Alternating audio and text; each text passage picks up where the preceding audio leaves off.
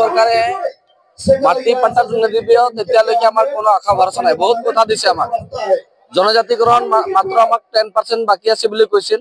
90% কাম হৈ গৈছে বুলি আজিলৈকে হোৱা নাই। মুখ্যমন্ত্রী এটা কথা স্পষ্টকে কৈছে, অকল 4 জনগোষ্ঠীসকলকে মাটি পাট্টা দিম বুলি কৈছে। কিন্তু গাঁও বাগান বস্তি যিবিলাক আদিবাসী বসবাস কৰি আছে, এই আদিবাসীসকলক কোনে দিব মাটি পাট্টা? কোনে দিব? ইমান বছৰ দখল কৰিছে, অসমখন ৰক্ষণাবেক্ষণ কৰিছে আদিবাসীসকলে। গাঁৱৰ ফৰেষ্ট লেণ্ড বিলাকক যিমানে বৰ্ডাৰ অসমৰ বৰ্ডাৰ যিমান আছে, যিমান মাটি আজি দখল কৰি আছে, অসমত যদি মাটি আছে এই আদিবাসী জাতিয়ে দখল কৰা মাটিবিলাক আছে।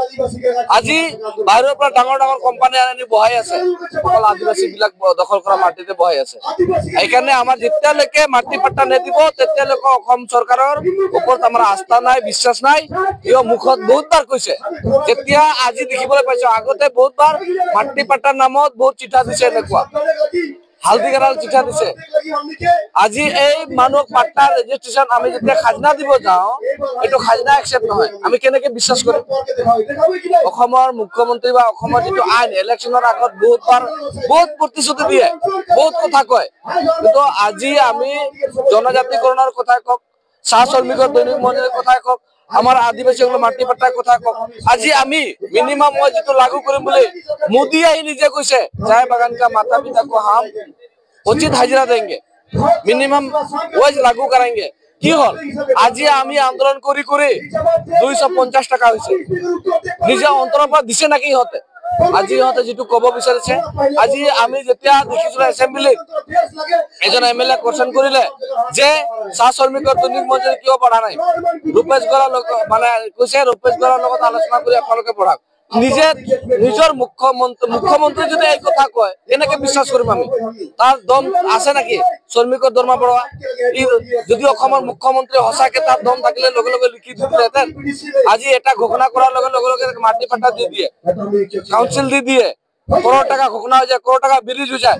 এটা সামান্য চাহ শ্রমিক 150 টাকা ঘোষণা করার ক্যাপাসিটি নাই মুখ্যমন্ত্রী। সরকারে মাটি পাট্টা দিব তেতিয়ালৈকে আমার কোনো আশা ভরসা নাই। বহুত কথা দিছে আমাক। জনজাতিকরণ মাত্র আমাক 10% বাকি আছে বুলি কৈছিল। 90% কাম হৈ গৈছে বুলি আজিলৈকে হোৱা নাই। মুখ্যমন্ত্রী এটা কথা স্পষ্টকে কৈছে, অকল 4 জনগোষ্ঠীসকলকে মাটি পাট্টা দিম বুলি কৈছে। কিন্তু গাঁও বাগান বস্তি যিবিলাক আদিবাসী বসবাস কৰি আছে, এই আদিবাসীসকলক কোনে দিব মাটি পাট্টা? কোনে দিব? ইমান বছৰ দখল কৰিছে, অসমখন ৰক্ষণাবেক্ষণ কৰিছে আদিবাসীসকলে। গাঁৱৰ ফৰেষ্ট লেণ্ড বিলাকক যিমানে বৰ্ডাৰ অসমৰ বৰ্ডাৰ যিমান আছে, যিমান মাটি আজি দখল কৰি আছে, অসমত যদি মাটি আছে এই আদিবাসী জাতিয়ে দখল কৰা মাটিবিলাক আছে। আজি বাহিৰৰ পৰা ডাঙৰ ডাঙৰ কোম্পানী আনি বহাই আছে, অকল আদিবাসী বিলাক দখল কৰা মাটিতে বহাই আছে।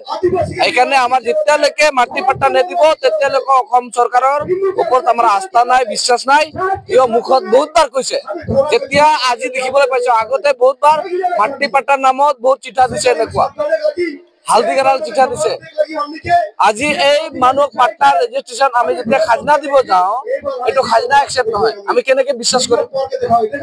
অসমৰ মুখ্যমন্ত্ৰী বা অসমৰ যিটো আইন, ইলেকশ্যনৰ আগত বহুত প্ৰতিশ্ৰুতি দিয়ে, বহুত কথা কয়। কিন্তু আজি আমি জনজাতিকৰণৰ কথা কওক, চাহ শ্ৰমিকৰ দৈনিক মজুৰিৰ কথা কওক, আমাৰ আদিবাসীসকলৰ মাটি পাট্টাৰ কথা কওক, আজি আমি মিনিমাম ৱেজ যিটো লাগু কৰিম বুলি মোদী আহি নিজে কৈছে, চাহ বাগান কা মাতা পিতা কো হাম উচিত হাজিৰা দেंगे, মিনিমাম ৱেজ লাগু কৰেंगे। কি হল? আজি আমি আন্দোলন কৰি 250 টাকা হৈছে। নিজে অন্তৰৰ পৰা দিছে নাকি ইহঁতে? আজি ইহঁতে যিটো কব বিচাৰিছে, আজি আমি যেতিয়া দেখিছিলো এছেম্বলিত এজন এমএলএ কোৱেশ্যন কৰিলে যে চাহ শ্ৰমিকৰ দৈনিক মজুৰি কিয় বঢ়া নাই, ৰূপেশ গড়ৰ মানে কৈছে ৰূপেশ গড়ৰ লগত আলোচনা কৰি আপোনালোকে বঢ়াওক। নিজৰ মুখ্যমন্ত্ৰী যদি এই কথা কয়, কেনেকে বিশ্বাস কৰিম আমি? তাৰ দম আছে নাকি শ্ৰমিকৰ দৰমহা বঢ়োৱা? যদি অসমৰ মুখ্যমন্ত্ৰী সঁচাকে তাৰ দম থাকিলে লগে লগে লিখি দিলেহেঁতেন। আজি এটা ঘোষণা কৰাৰ লগে লগে মাটি পাট্টা দি দিয়ে, কাউন্সিল দি দিয়ে, করোড় টাকা ঘোষণা হয়ে যায়, করোড় টাকা ব্রিজ হয়ে যায়। এটা সামান্য চাহ শ্রমিক 150 টাকা ঘোষণা করার ক্যাপাসিটি নাই মুখ্যমন্ত্রী।